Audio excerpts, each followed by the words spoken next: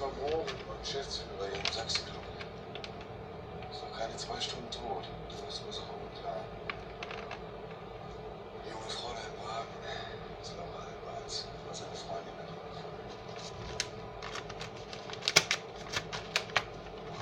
Frau Alberts. Das ist mein Kollege auch, das Geschenk. Beileid. Ist Ihnen was aufgefallen, als Sie ihn gefunden haben? Wie sind Sie denn auf die Idee gekommen, ihn ausgerechnet hier zu suchen? Wir arbeiten ja zusammen. Also, das heißt, Oliver hinterhalt. Und Sie arbeiten was? Im Service. Ich habe noch mit Olli die Abrechnung gemacht. Bin ich vorgefahren. Wollte nur noch abschließen. Vorgefahren zu ihm nach Hause. Ich will nicht alleine sitzen. Wie hoch waren denn heute die Tageseinnahmen? Und 1,8? Nee, 9. Ich weiß es nicht genau. Bei dem Unfall war kein Geld gefunden. Frau Alberts, wenn Sie Ihre Psychologin in Anspruch nehmen wollen. Ingrid ruft mich an. Danke.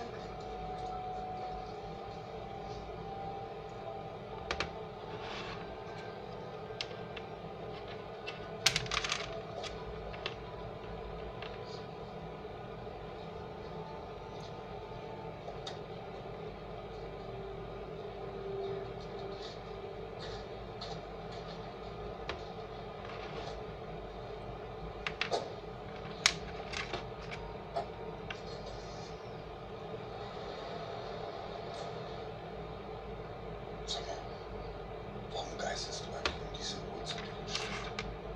Was will er, wenn die schlafen sind? Chefinsheim. Schon mal daran gedacht, alles hinzuschmeißen? Was ist denn los mit dir? Chefins hier. Ehrlich, Todesursache war eine sehr kraftvolle Komprimierung der oberen Halsgefäße. Oder wirkt. Nein.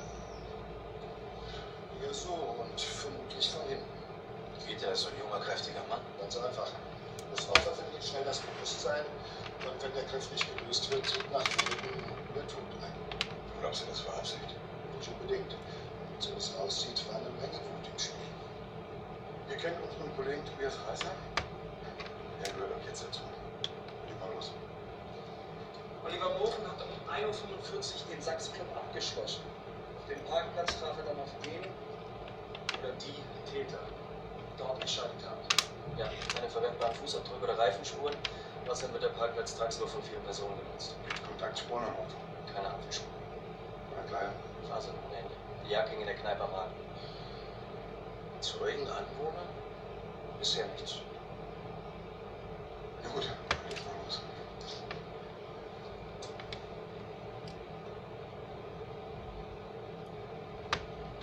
Sind nahe Verwandte des Toten. Nur sein Vater, er lebt im Ausland und ist informiert. Baron Kolberg, Angestellter des Ortes. Laura Alberts, seine Freundin, verschwunden seit Wochen. Was machen wir mit dem? Dann schicken Sie sie zu mir. Olli war zuletzt nicht gut drauf. Der hatte Stress, das habe ich gemerkt. Geschäftlich. Glaub nicht. Der Sachsenclub läuft ganz gut. Was habt ihr dann? Vielleicht wegen mir? Was lief denn zwischen den beiden? Ich glaube, er wollte Schluss machen mit ihr. Glauben Sie? Hat er jedenfalls gesagt. Und weshalb?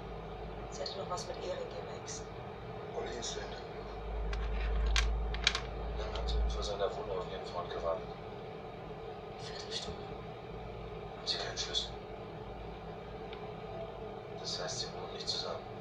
Nein. Ich habe eine Wohnung bei dem Sachsenclub. Wie hat Oliver das eigentlich erfahren? Ich meine, das mit seiner Freundin und ihrem Ex. Von mir? Wer da drauf reagiert? Ich wollte es zuerst nicht glauben. Ich meine, Olli war ein toller Typ, der konnte jeder haben. Warum haben Sie ihm das gesteckt? Dass da zwischen den beiden was läuft? Ja, er war ein netter Kerl und ich fand's nicht Arbeit halten Sie es für möglich, dass Oliver noch jemanden treffen wollte, nachdem Sie weggefahren sind? Ich wusste ja, dass ich auf ihn halte. Wir melden uns. Okay.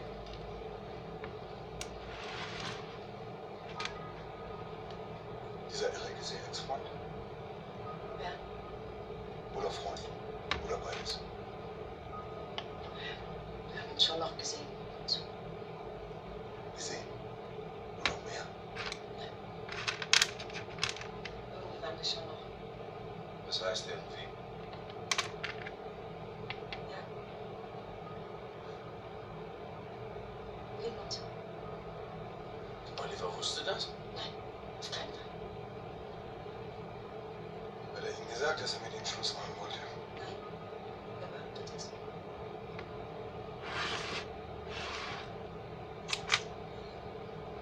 Ja. Sie war selbst scharf auf Olli, also. Wissen Sie, was ich nicht verstehe? Wenn Sie Erik so lieben, warum haben Sie ihn denn verlassen? Sie kennt seinen Vater nicht. Was ist mit dem?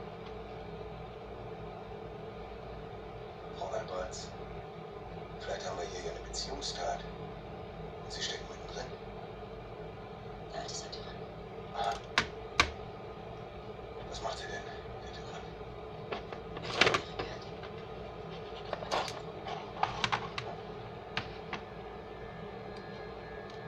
Er schlägt die Menschen. Und der lässt sich das gefallen? Haben Sie deswegen die Sache mit Oliver angefangen? Ja, den Alten wäre es nicht passiert.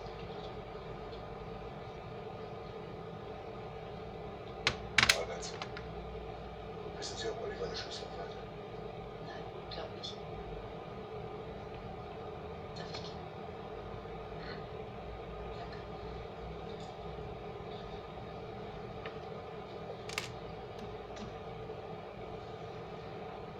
Wir haben die Jungs in der Wohnung des Toten gefunden. 6 Patronen fehlen. Kaliber 38 Spezial. Der Revolver dazu? Nichts.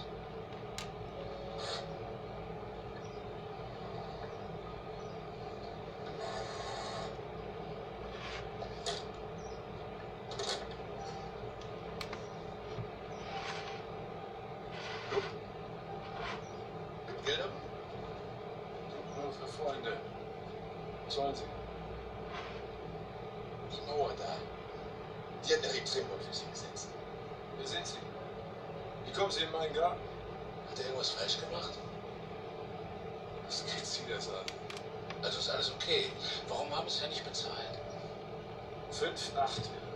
4 waren vereinbart. Die 4, die haben Sie bezahlt? Ich erkenne die Rechnung nicht an. Jupp. So eine Mauer, das ist eine Schweinearbeit. Gibt's doch nicht für lau. Was wollen Sie von mir? Ich habe den Inkasso-Auftrag. Belassen Sie mein Grundstück oder ich rufe die Polizei. Jupp.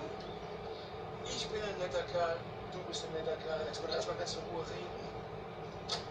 Hauen Sie ab, Mann! Guck mal hier, halt mal fest.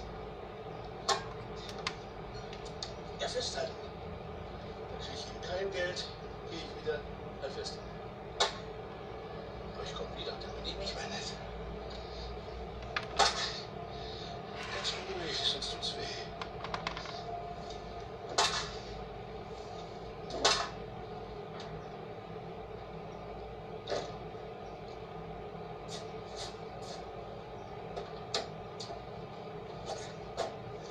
Ja. Fußball.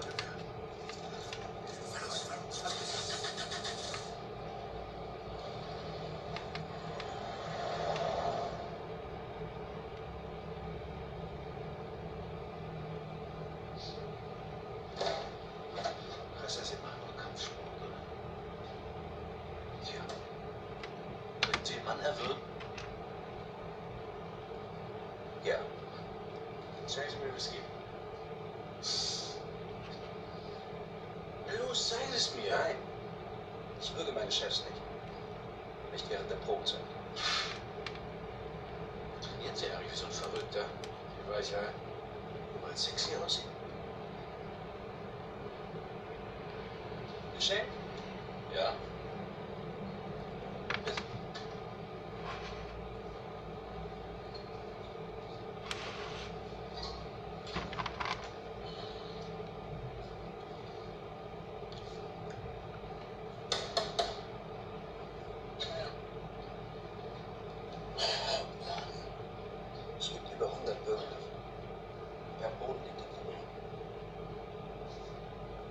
weiß, was Sie da nehmen. Deo. Altes Deo.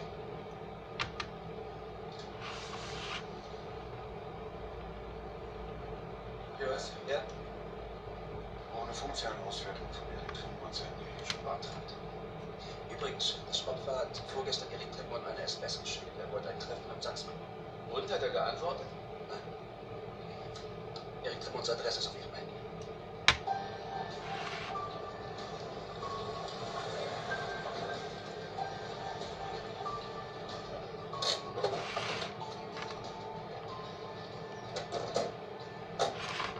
Herr Tremont.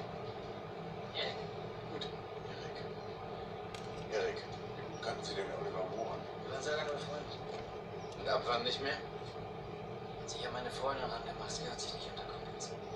Was mit Laura und Ihnen, das war was Festes. Wir wollten heiraten. Waren Sie eifersüchtig auf Oliver? Wütend? Ihr alter Kumpel spannt Ihnen die Freundin aus, also ich wäre da mächtig sauer. Ich habe ihn nicht umgebracht. Oliver hat Sie vorgestern mit ihm in Sachsen verabredet. Waren Sie da? Nein? Wo waren Sie denn gestern Nacht zwischen 31 und 2 Uhr? Hier, zu Hause. Kann das jemand bezeugen? Ja. Ich. Der Vater, der stolze Vater. Bei 5 vor 2 bin ich aufgestanden und habe ich ihn gesehen. Habe ich dich gesehen. Warum sind Sie um 1:15 aufgestanden? Pipi machen. Dabei gucken Sie auf die Uhr. Nein, beim Aufstehen habe ich auch. Ihren Namen habe ich jetzt nicht mitgekriegt. Adolf? Adolf? Schenk. Schenk. Sie sind der Herr? Tremont. Ralf Tremont. Erik. Sie haben uns angelogen. Sie waren nachts um 1:30 gar nicht hier. Da waren Sie für Olivers Wohnung. Woher wollen Sie das wissen? Tremont. Kann man mit Ihrem Jungen alleine reden? Alleine reden? Was ist die alleine?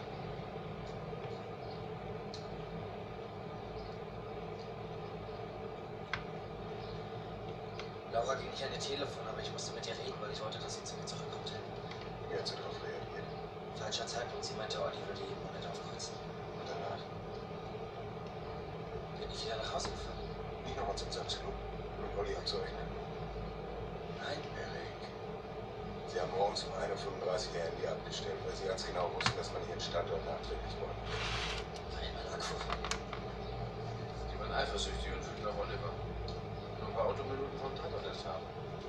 Also, ich war das nicht. Ich habe ihm nichts getan. Der Junge, der kann keiner Fliege was zu Leide tun. Was soll denn das? Er ist ein Lamm, ein Lämmchen. Wie ist das mit Olli? So. Wir müssen Ihre Aussage noch auf die Visitliste aufnehmen. Ich vorher wieder.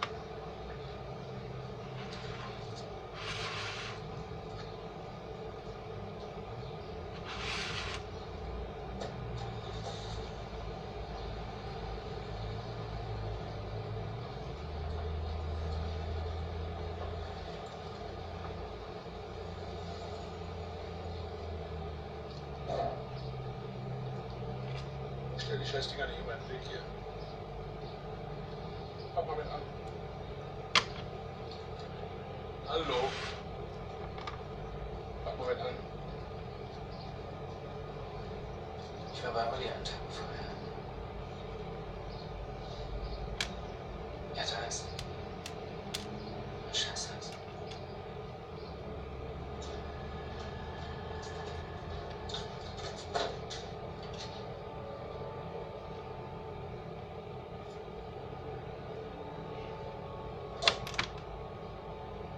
Sie haben sich in der Tat nach dem Telefon getroffen, vor Olivers Haus. Warum haben Sie uns das denn in der ersten Vernehmung verschwiegen? Erik bringt ihn um. Fährt dann zu mir und Mendel verlässt Olli und kommt zu mir zurück. Das ist doch... Ach, so weit haben Sie schon gedacht. Eine Stunde nach seinem Tod.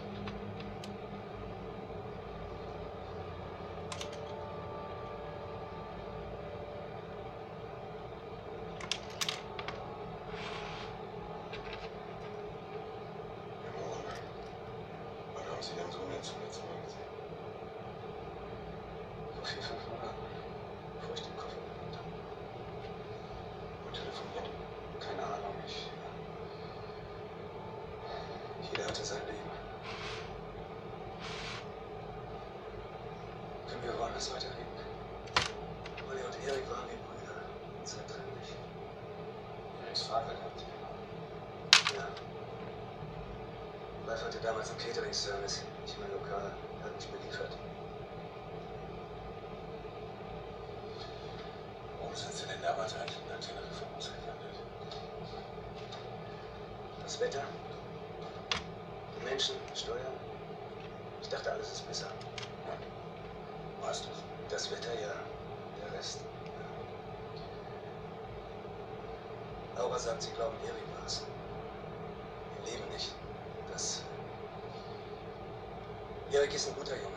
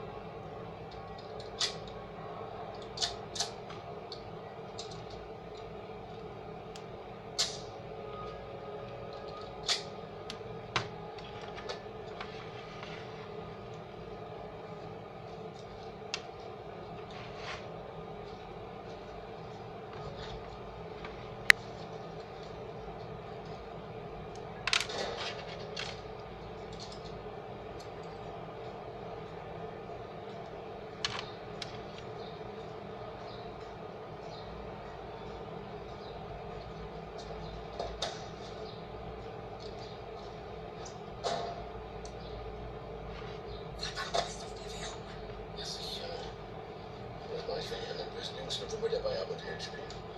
Mach ich dann. Oh! Fahr los. Fahr los. Scheiße!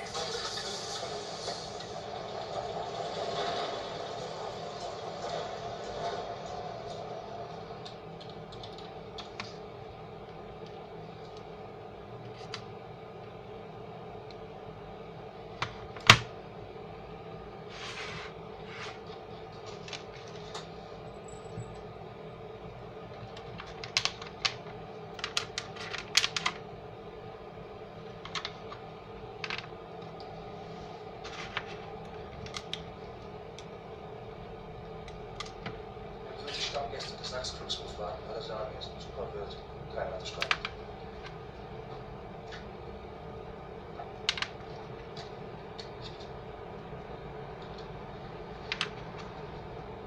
Ich glaube nicht, dass Erik drin war. Oliver Mohr hat um 1:39 Uhr die Kasse geschlossen. 6 Minuten später die Alarmanlage aktiviert. Zwischen 1:45 Uhr und 2 Uhr wurde er getötet. Erik Trimborn hat seine Freundin vor der Wohnung des Opfers um 1:58 Uhr getötet. Ist das überprüft worden? Ja. Vom Sachsclub bis zur Wohnung dauert es 8 Minuten. Bleiben 5 Minuten. Ist knapp, könnte aber ausreichen. Was meinst du? Ralf Trimborn hat einen Türsteher umgebracht. 9 Jahre wegen Totschlags. Gerade erst auf Bewährung raus. Darum hätte ich mich gekümmert, wenn Sie es mir gesagt Einfach mal mitdenken. Das ist ja gut, Freddy. Das ist überhaupt nicht gut. Checken Sie Trimborn, ja? Vorstrafen, wovon lebt er, wo kommt das Geld her? Alles. Ich will alles über den Mann wissen.